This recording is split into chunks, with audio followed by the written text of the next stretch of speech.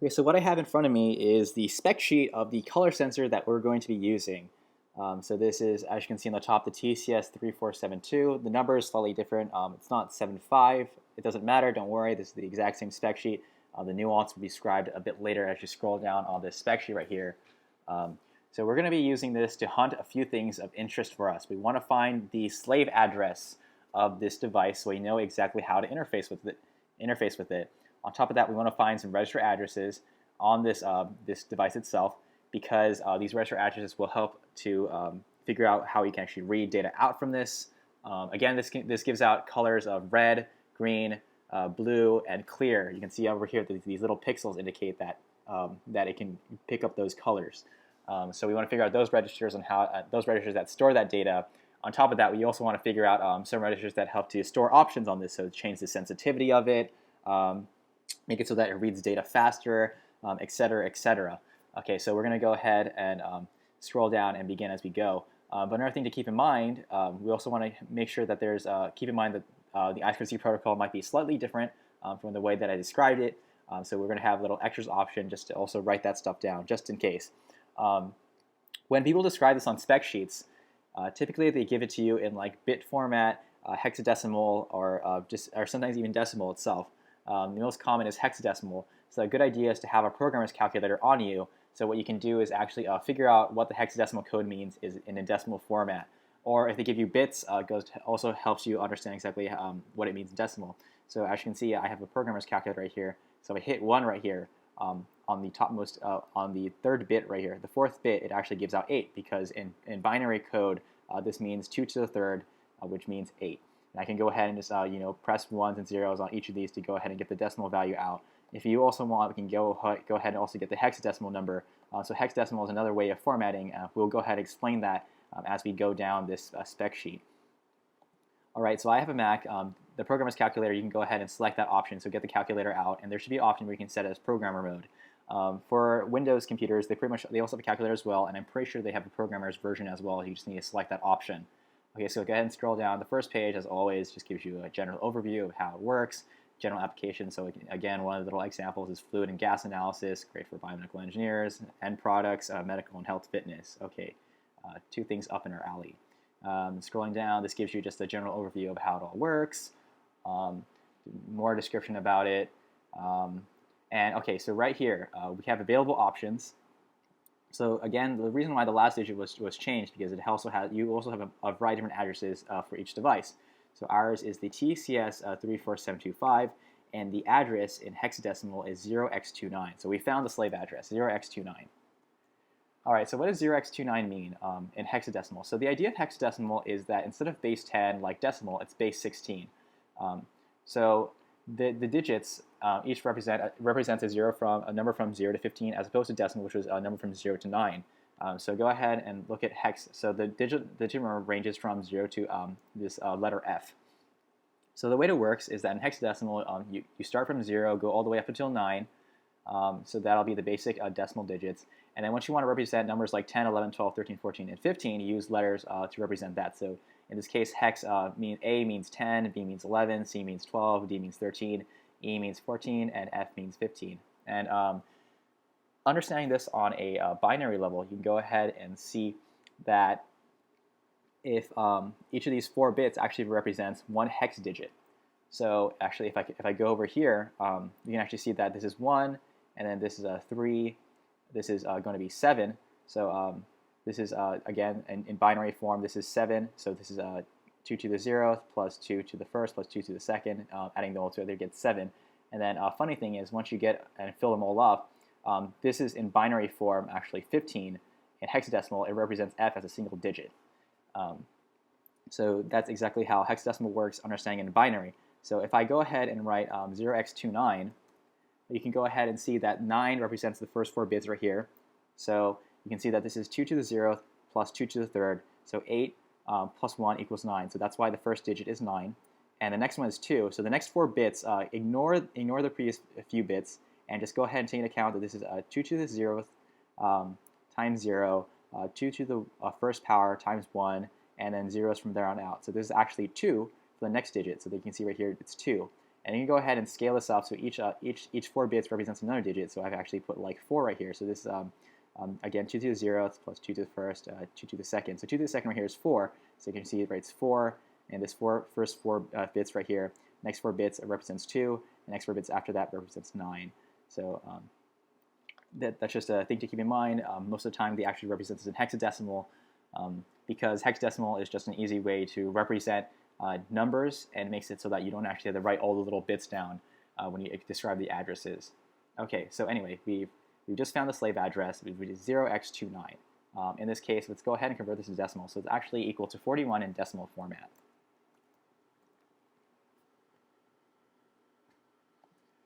All right, now we're going to scroll down, and we're going to go ahead and try to find the register addresses. So all this is just electrical characteristics, nothing too important for what we need.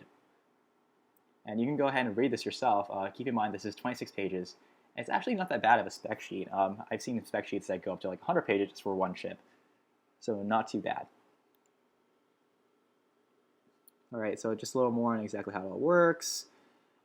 Interrupts, we're not going to look into that too much in detail. System timing, not very important for us. Power management, not too important for us either.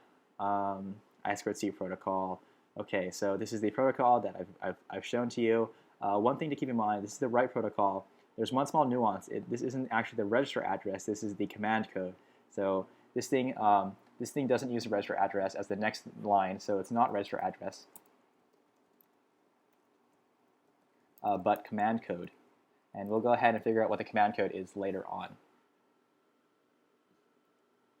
All right, so we found the register set. So these are all the registers and all the respective addresses right here. So the addresses are in hexadecimal, and each of these registers represents serves a specific use. So the enable register, it says it enables states and interrupts.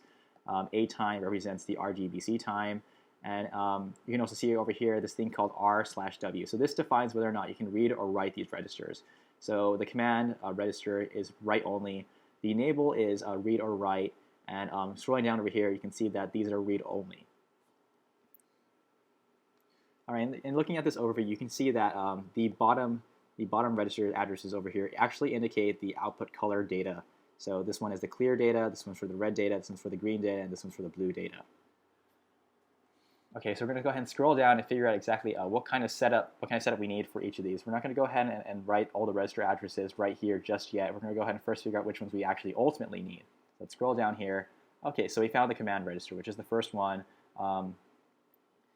And we can see right here the command register, which is the command code in our instance, which is not the register address, but the command code. So as you can see, the first bit of this command code must be 1. The seventh bit must be 1 when addressing a command register. So that pretty much means that the command code must be 1 for the topmost bit. All right, keep that in mind. And this is type, exactly how you want to do the transaction. We're not going to look into the little additional ones right here. These are just extra options. The most common one we're using for I2C is the repeated byte protocol transaction. So these are going to be 2 zeros. And the last one is the address of the register that you want to access. So you go ahead and these last 5 bits indicate the address. So you actually, the way that you actually want to talk to the device is that you actually put a 1 on the topmost bit right here, and then add the address to it. So these addresses represent the different registers again. And so it's actually going to be topmost bit 1, and then you add this thing on top of it as well. So that's going to be an extra little perk. So command code is, so it's 1 for the topmost bit, then plus the address. All right, so that's exactly how we're going to using the command code. Okay, so we found out that. Let's go find the next register, the Naval Register. Okay, this is pretty important. As you can see, the Naval Register, the description Naval Register is primarily used to power the device on and off and enable functions and interrupts as shown in Table 5. So this is Table 5. As you can see right here, each of these bits represents something. Reserved pretty much means like don't access them at all, don't do anything with them. So write as 0 is what they say. Now, you can see right here that it says RTVC interrupt enable for AIEN. We're not going to focus on that. So this is actually, we're going to set this to 0. WEN, which means wait enable. We're not going to enable the wait option, not too important for us. We're going to set that as 0 as well. Reserved, we're going to write those at 0. AEN, which is RGBC enable. What this pretty much means is that it enables the analog to digital converter on this chip to actually read in the values that it collects from the sensor. So we need to make this 1 to enable it. So this is going to have to be 1. And then PON, which means power on. This pretty much actually turns on the device itself. So even though you power it, you actually need to power it. You actually need to write it so that it actually takes in the voltage value, the voltage, and actually powers itself up. So we want to make set this 1 as well. So we want to make it so that enable register is set to 0x03, which pretty much means that everything here is set to 0 except for these two. So both of these two are set to 1 because this one enables the analog to digital converter, and this one actually turns on the device. So in decimal format, this is actually just 3. All right, so that's what we want to do for the enable register. Okay, so timing register. This is pretty important because what this does is it helps to set the sensitivity of the device. So as you can see, it's integration cycles. The idea is that it'll collect data, and it'll actually average this data up and accumulate a lot of massive amounts of data, because the idea is that with a lot of these analog sensors, they're fairly inaccurate. They might jitter a little bit, might have some noise. So the idea is that by averaging it out, you actually reduce the amount of error that you'll get. So as you can see right here, the integration cycle 1, which means you add up only one value. It'll take 2.40 milliseconds to collect one data value. But the problem is that you won't get it that sensitive. So you actually have it so that your RBC value or your red value or whatever kind of color you want to get out, the only rate, it's going to range from 0 to 1024. And then as you can see right here, if you set it to the maximum number of integration cycles where it adds up 256 data points and averages that, it'll take 700 milliseconds to get one value, but you'll make it so that it's super sensitive. So the value will range from 0 to 65,535, which is a 16-bit number. So we want to go ahead and actually set this to the maximum sensitivity. So we're going to go ahead and set the RGBC timing register is set to 0x00 because the value 0x00 in our case is going to set it to the maximum sensitivity. And just to keep that in mind, the address for this one, the enable is 0x00, and this one is 0x01. And again, the command code is 1 for the topmost bit plus this register address. All right, wait time, we don't want to focus on this too much. This is just another option where you can make it so that after each read, it's going to wait a while. So this makes it so it's more energy efficient. But again, for the sake of our demonstration, we're not going to focus on that. RGBC interrupt threshold registers. We're not going to use the interrupts, or this is important either. The persistent register is also for the interrupts as well. We're not going to focus on that either.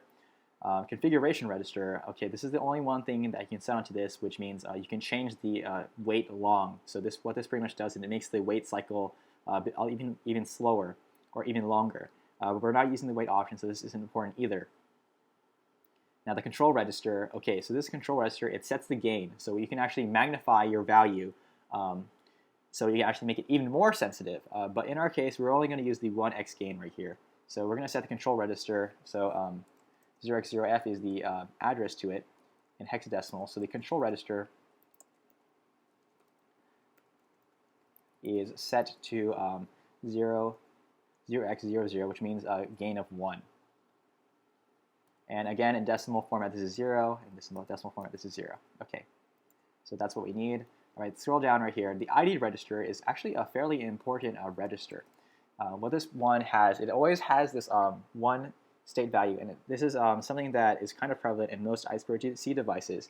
The idea behind having this one register that you can read from is that you can double check to see if you're actually communicating with the device correctly.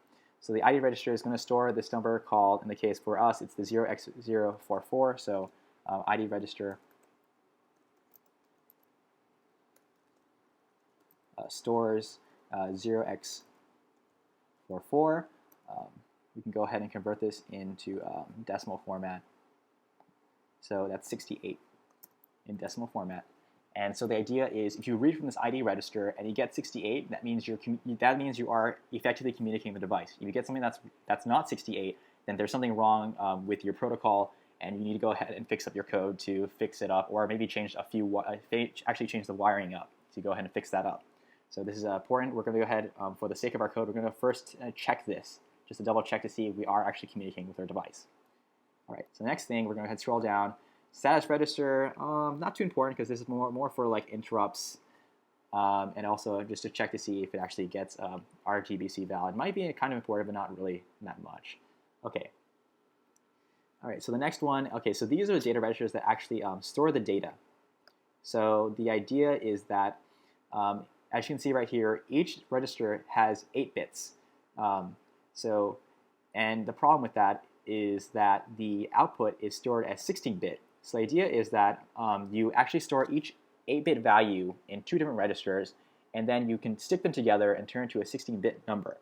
And so you can actually see right here, so the idea is that the lower 8 bits are going to be right here, and the top more 8 bits are going to be located here. So something to keep in mind is that you can do this thing called bit shifting. So say the lower bit value is 255, and the topmost bit is also 255 as well. So what you can do is actually shift this up by 8 bits. So there's this one little thing right here. It's shift up. So we can shift it up by 8. And then we can, after that, we can add this to the lower bits, which will actually turn into a 16-bit number. So we're going to go ahead and do that operation for our code later. Okay, so we have these register addresses. Each of these are just read-only. So we're going to need these. 0x14 is the clear data low byte.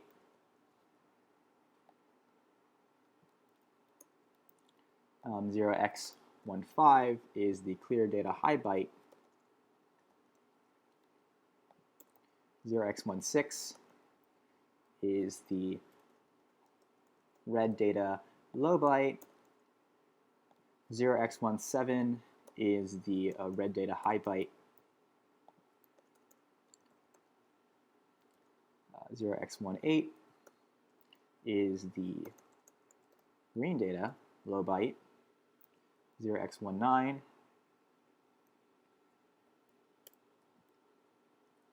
is the green data high byte. And 0x1a is the blue data low byte. And 0x1b is the blue data high byte. Okay, so we effectively have now all of our register addresses that we need to keep in mind and manipulate. All right, so I think this is pretty much it for the spec sheet. As you scroll down right here, it just gives you like a pad layout, some mechanical descriptions, nothing too important for what we need to do. So we're going to go ahead and let me just write down exactly how this is all going to work out in the next video.